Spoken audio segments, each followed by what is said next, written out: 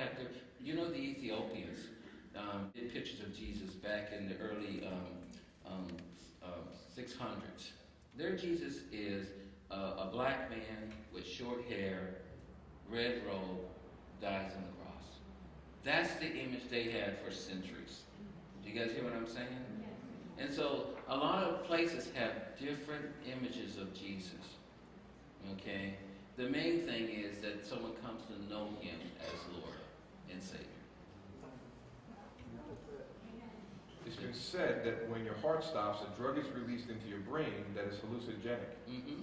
Is this true, and could this be what happened to you? You know, I've heard that happen. You know, people say that.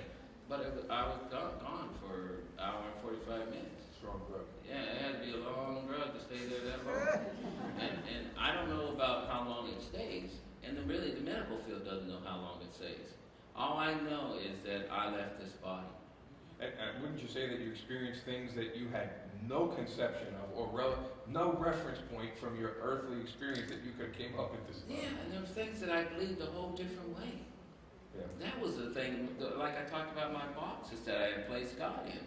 You know, one of my friends is a person in the Catholic community, and he's a doctor. He has a theological background in the Catholic churches, and I'm talking to him about these things, and he said something to me. He said, "You either been reading a lot of books for a long time, or you really win." That's what he said to me, because he said a lot of the things that you say, there's no way you would know unless you spent 24 hours a day sitting down reading all this stuff. So there's a lot of things that all of a sudden I knew about, had a concept about, that there's no way humanly that I should know unless I've been reading for years. And then he said, you not only know it, but then you take it to the next step, where they stop at, where the books stop. You go to the next step. So that's one of the things. But again, to be honest with you, I don't ask anybody to believe anything I say. I really don't. It doesn't matter whether you believe me alone. Not. It only matters if you go. That's what really matters, you guys. Whether you believe what I'm saying tonight, you say, "Oh, I don't believe you, Dean." It doesn't matter as long as you go. Because when you get there, you see. And I get to say this. When you get there, you see. If I'm there, you'll come up to me and say, "Dean, you were way short in describing how it is." That's what you will say. You won't say you were right. You'll say, "Well, maybe you should have chose someone else because you just didn't describe this over here. You didn't do that." But the bottom line is that it really matters that you go. We're going to take a little break now, and we'll come back to our, I don't know if it's the last session, or we're going to a couple more sessions to go over these questions here. Dean Braxton. Yeah.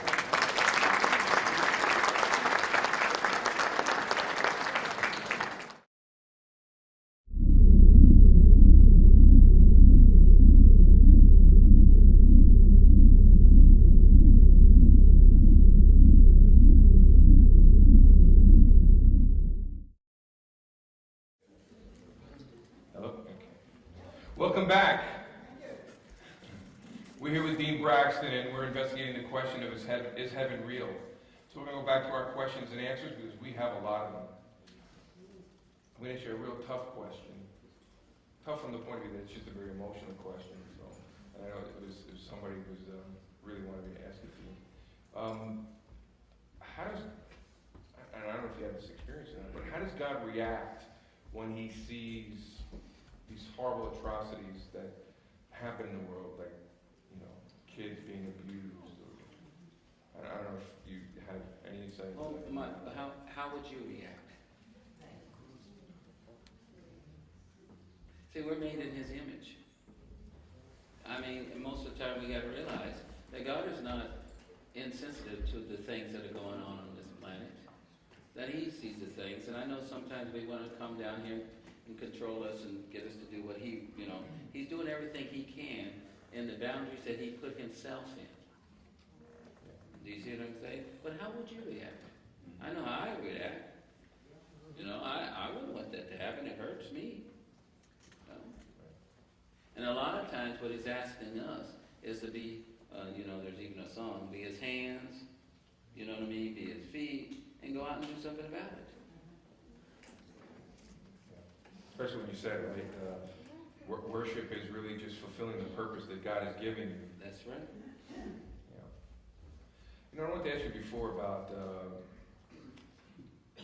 if you have any insight into the fact there's a lot of people who have these experiences where I guess they would consider more near-death experiences versus life after death.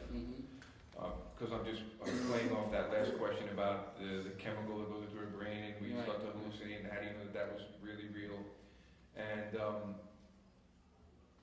is there a difference, do you think, between somebody who has a near-death experience versus life after death? Do you think that there's something like that where, because I think you mentioned this term separation, and how the thing that you experience may get affected because of the separation or lack thereof, or whatever it may be, and maybe that'll help people understand, because there's a lot of books and things going around about, you know, they may just throw you into that whole. Well, it's for me, it's a very difficult situation. And anybody that's separated, I was just talking to a man that came up there, and he had a similar experience. And I had a good process in the sense of my pastor helping me to process this. Because once you separate, once you touch eternity, you're never the same. Okay? My family had to go through some changes. Just define for everybody what you mean by separate. Well, I separated from this body. My body stayed here on this planet. The spirit and my soul, the real me, left this planet. Okay? There was a separation.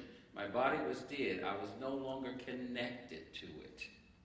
All right? Even the person talking about the chemicals and the hallucination, that's from an earthly point of view. So they're getting it from an earthly point of view. The scientists is best guess at what's going on. Do you understand what I mean? And so they can guess at it. My experience of what happened to me, I'm not guessing. It happened. I went somewhere. Do you understand what I mean? I'm the only witness that can come back and tell you where I went and give it back to you. All right? And the reason I'm giving it back to you is because I want you to at least experience what I experienced. That's the main drive for me, is to have people experience that, to go and experience what everything is like to be right. You know, that's number one. Number two, in the sense of that separation and adapting back to this planet, because it is an adaptation. I had to realize I would never be the same. I don't care for the things that everybody cares for. You know, I know that all this stuff is going to fall apart and won't be around. So I cannot invest so much in the things of this planet. I can invest in relationships and in people because they can be for eternal. But I can't invest in the things of this planet. You know, and if I do put anything into anything in this planet, it's so that people can have a relationship with God. That's just so you know that right off the bat. Number three, I think one of the hardest things for me to do when I got back here is to grieve my own death. You know, it was like I died, and I had to grieve that was gone. Does that make sense to you? No, it don't make no sense to me. Make sense to you? Okay, good. So I know you're saying I'm back in this body. I'm back here on this planet. But the man that was before this happened died. The old dean, so to speak. Okay? And the man that was before this wasn't one that didn't have a relationship with God, wasn't one that didn't love his family, wasn't one that didn't do the right things. I got the resume out there. But he no longer existed any longer. The man that came back was different. Okay? And the man that came back was so different that he had no reference to grab on how to live on this planet any longer in this different way. And that's where I had to go through a process with my pastors and others to help me to grasp how to walk on this planet again. And what did you find out the answer was? Well, I found out the answer is by doing the same things that Jesus did. How he walked on this planet. Because he gave me an example of how to do it, because he came from that place to this place and then went back. And so he showed me how to come from that place, live on this planet, and then go back. You know? And that's helped me out. That's helped me out with relationships. You know, he tells us how to relate to each other. You know, he gives us an answer for everything, every situation we go through, and how to go through it. So that's what I've learned how to do being on this planet. But I had to grieve that literally that was used to be and was no longer there. And the guy that's out there that I was talking to, he knows what I'm talking about. You separated. You touched eternity. You are truly not afraid of leaving this body, or what we call as death. Nothing can scare you into that. Matter of fact, I remember flying to Cleveland one time with my wife. That's scary. And that is scary. That's when my son-in-law used to play for the Cleveland Browns, and we were flying out there to watch a football game with his, and the airplane dropped. You know, and my wife looks at me. This is the change she had to go through. You know, she looks at me and she's going, and everybody kind of screaming. You know that happens when. You hear that in? It's my wife right there. Okay, and I remember she's thinking, you know, and she looks at me and I'm grinning. and she said, no. Because I was thinking, and I'll be honest, my mind was saying, I will go down and then I will go up. So your wife was kind of giving you like the replay of what Jesus said to you when you were sent back. Yeah. What did he say? He said, no, it's not your time. There you go. Go back. You know. And why did he send you back? Why did he send me back? I really believe he was saying to me, as he was saying to me, I need you there more than I need you here. And I came to understand anybody that has that relationship with God, in the sense of Jesus Christ, that God is saying, I need you here more than I need you there. Because that's why you're here. Do you realize that someone you loved did not make it? I guess when you're there.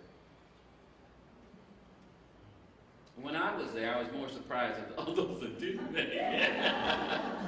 So those the glasses half full. You know what I mean? Mostly, I can't think of anybody that I loved that was in my we had such a small, view of our family. We grew up in California mostly. Most of my family lived in Texas and Oklahoma. You know, my mom came from Texas and my dad came from Oklahoma. So we would visit them every once in a while. So we had just a very small view of the family in the sense of those, in that sense. And so every one of them were there. You know, every one of those loved ones. But again, it wasn't so much that they were there. It was how many that was related to me was there. Okay? So I didn't have that. I believe what happens to someone when they get there, that happens, Jesus fills that place in. So they don't feel that loss. Okay? Because it is everybody's choice. We can't make a person go. I mean, it just would seem right. If the choice here on heaven is, will you choose Jesus? And when you get to heaven, there he is. Yeah. I suppose, why would you want to be with him for all eternity if down here you said, nah, I'm not really interested. But I also believe, and probably different than most people, I believe people that don't go are the ones that choose not to go. People may say, well, I don't believe that. I know my Father. He is doing everything he can to get as many people with him as possible. And he's showing up all the time in their faces. You know, I talked about the ones that my wife would talk about Jesus in the hospital room, right at the last moment. And they would make an indication that they wanted that life and they would go on. You know what I mean? I think even before people die in like tragic situations, car crashes or anything, he shows up to give them an opportunity. You know, you'll be surprised how many of those that someone came up earlier and was talking about a loved one they had, and that person, it was a situation that seemed terrible in the sense of how they went. In my heart, I got peace that he had every opportunity up to the moment to make a decision. I saw the love of the Father. No one can take that away from me. I know he will do everything he can. I just know it. Sometimes we think we're the ones that he's using to do everything he can with. He got all kinds of resources.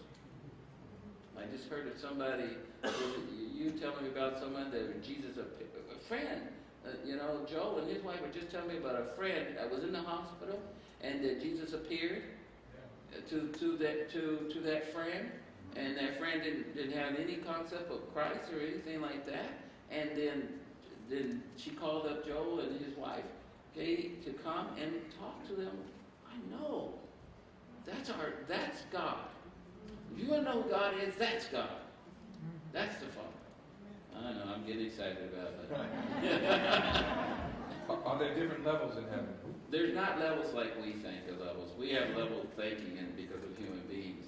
There's different dimensions in heaven.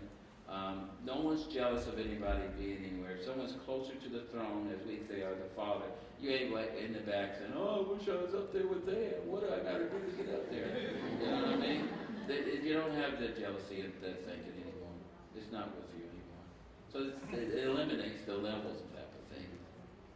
So you said that the fourth group of people came to meet you was your pets. So did your pets talk to you? Yeah, they can communicate. There was a 5-year-old little boy that I had talked to many times. You know how 5-year-olds this 5-year-old boy literally said to me that he said to his mom, rather not to me. His dog was named Peachy, and Peachy got ran over by a car, and he was crying to his mom. And he said to his mom, he said, "Mom, when I get to heaven, I'm gonna tell Peachy sorry for all the things I did wrong to him." You know what I mean? Because he knew that he could communicate to kids. Yeah. All right. Did you see any popes? Well, let me tell you this. I just said it. I don't know. Okay. Let me put it this way. Okay. Again, it comes down to the heart. You know what I mean? It really is a heart thing, you guys, in the sense of who knows Jesus Christ and who doesn't. It's not us that make that decision. It's Jesus that makes that decision. In heaven, there's no popes like we know popes, because no one is a pope here, and titles don't go with you. Do you understand what I mean? Now, were there people there, men that probably representing that position on this earth? Yes. Here's one more. I don't doubt that you believe you went to heaven, but do you think there could be another explanation for what happened to you? For example, you may have had a near-death experience, not uncommon, and because you were a believer, you merely interpreted this event as a trip to heaven. What do you think? And I can tell whoever that is, I believe what happened to me happened to me. But what I believe doesn't get them in there. Jesus does. Do you understand what I mean? And I say this, just go. You'll find out for yourself. And if I'm wrong, you'll find out I'm wrong. If I'm right, you'll find out I'm right. Do you understand? But if you find out then and you don't know him, it's too late. It would be better that you find out here than you find out there. And I'm just saying that out there. I don't know if I'm offending anybody. I really believe this. I would rather offend you on this planet and tell you that so that when you get there, you're not offended. Because if you're offended there, it's too late. Let me ask you a question, because you have a broader perspective, being the fact that you were a Christian before this happened, and then you experienced the reality of heaven. And so now, if you could just think of, okay, when people say, well, I don't necessarily want... That we're no longer humans, okay, because the human part of us is this fleshly body. We are a spirit and we're a soul. We have what we would call a form like a human because we're created in God's image. But in the sense of being human, we're no longer human. You are literally no longer referred to in heaven as human. You're referred to as a son or a daughter. Was there that's really about what form did they show themselves, spirit or human? So I think you answered that. Did God mention anything about the time being short? You got all these things, right? Everything there was in a sense of short. And what he's talking about when he's talking about short is Jesus Christ coming back to this planet, okay, and things being over on this planet. But the bottom line is that shortness to God and shortness to us is two different things. We always think it's short, and I think a lot of times people think it's short because they're being drawn so much more to God. And they're being in that drawing feels like things are getting short for them. And so, but there I came to understand that shortness to God and shortness to us is two different things. Us that read the Bible, us that know the Bible, says there's a scripture that says a day is as 1,000 years, and 1,000 years is a day. So that lets you right there know that God has a whole different way of measuring time than we do. You know what I mean? 10 years is 15 minutes. Yeah, 10 years is 15 Maybe years. 1,000 years. Yeah, James has a whole different way of measuring time too. So you guys are here for less than 2 hours in God's eyes, so take advantage of it. And a veterinarian, he could probably say something about the dogs, the animals, and everything in their time. So that's when we say short. Time is short, okay? For me, time is short, whether it's the next 35 years or the next 500 years, it's short. We need to get as many people as we can to know Jesus so that they can have that eternal life forever. You know, where I was. The other question you said, you talk about your experience. Yeah, I talk about my experience because I experienced it. The bottom line. I don't have any other experience to talk about. You know. It says, will there be an olive garden in Ghana? Will there be food? And will we eat? And what will that be? Okay. I always tell people they can if they want. When I was there, it was like I didn't need to eat anything. Jesus was filling me up. Okay. I know some people, they like food. I know some people, they love food. Let's put it that way. And they can't see themselves being without food. But I'll be honest with you, when you get there, there's a lot of things that you love here that you're not just going to love there. You're just not going to have the same desire for it. Do the people who are in heaven see any pain that their loved ones are going through on earth? They see everything. They don't feel the pain, and the main reason they don't feel the pain is because Jesus Christ helps them not to go through that situation. Their desire, more than anything else, is that you go through whatever you go through and that you be with them for eternity. They're looking at the end result. Do you guys hear what I'm saying? You know, it's just like us that are older. And we've gone through things. And then our kids come up and they start going through those things. We know that if they go through it, because we all go through it, that they're going to come out on the other side because we did. And your family members there, your friends, those that are up there that see you down here, their only desire is come here, come here. One of the things I say in my testimony a lot of times is when I was there, I didn't want to come back. And people say, well, didn't you love your wife? Didn't you love your kids? And all I could think is, you come here. You come here. You know? What happened in heaven when somebody made that choice and said, yes, I'll accept Jesus as my Lord? When someone made that choice, I was there, and I remember Jesus standing here. I'm on my hands and my knees, just loving him and he loving me. And I remember hearing from this side of heaven a shout. And it really was the person's name. And it got louder and louder because everything picked up on it. And all of heaven started rejoicing because of someone making that choice. And I say to people a lot of times here, especially the moms, because moms want to see their children come to that relationship with God on this planet. And I always say, whether you see it here or you see it there, you will see it, number one. And number two, there, everything shouts. Did you see Jesus yourself? Yes, I did. And what was he like? If you were to describe him to us and what you felt and experienced. Well, everything about him loved me. One of the things I say when I first looked at him, I looked at his feet first, and I remember his feet loved me. And I always said, if I didn't see another part of Jesus, another part of his body, I literally experienced the fullness of his love through his feet for me. Did he have the nail prints? And he has the nail prints, and he has all those things that we read about, us that read the Bible, But he's more beautiful than you could ever imagine. You come to really understand what he did for you. What are angels made of? That's a good question. Was that a kid that asked that? I think so. Looks like a kid handwriting. So that's out of the box. Ain't that out of the box? What are angels made of? Yeah, I can say this, and it's going to be hard to grasp it because it's going to be the substances there are so pure. They're not corruptible substances, and we got everything around us that's falling apart. There's carpet falling apart. There's chairs falling apart. This is falling apart. And Pastor Nicholas, I'm not saying that you need a new church, but that's just the way it is. Equipment over here, well, I better shut up. But all this stuff is falling apart. Okay? But the bottom line there, nothing's falling apart. So to try to describe the substance of something is there, that's made of something, it's impossible, number one. I can use this word and say they're made of pure love. Can you really get wings as an angel?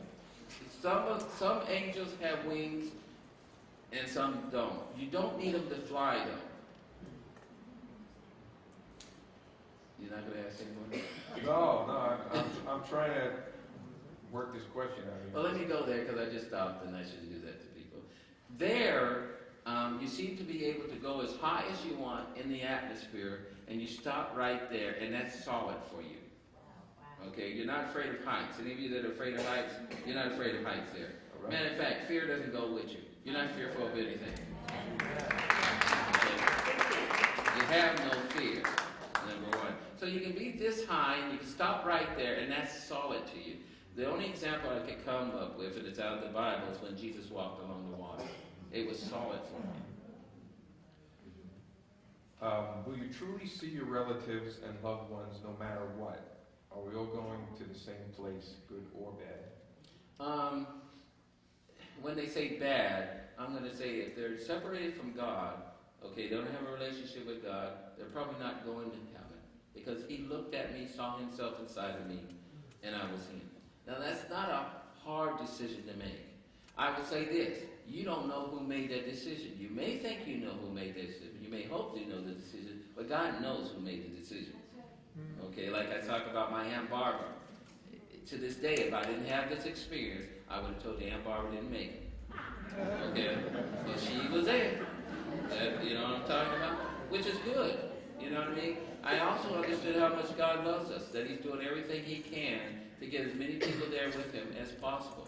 My wife, many times in the hospital room, would lead people to know Jesus Christ as Lord and Savior as they were breathing their last. Many times, do you think she's the only person in the nursing field that does that? Or in the medical field? There's lots of them out there that do it. And a lot of people got more relatives in there than they realize. I always like the one that says, well, I'm the only one in my family. I said, when they get there, you ain't going to be surprised. and if the relatives were down here, they'd probably say, we're surprised you got in. So that's number one. I want to make sure that people understand that. Never give up hope on anybody. No one. Okay? There was a number of people that I probably would have said that they were there. They were there. So don't give up hope on anybody. Was there another? No. Okay. What did Jesus look like? Does the world have it right with the long hair and beard, bright blue eyes? I think you kind of covered that. Yeah, he doesn't look like that.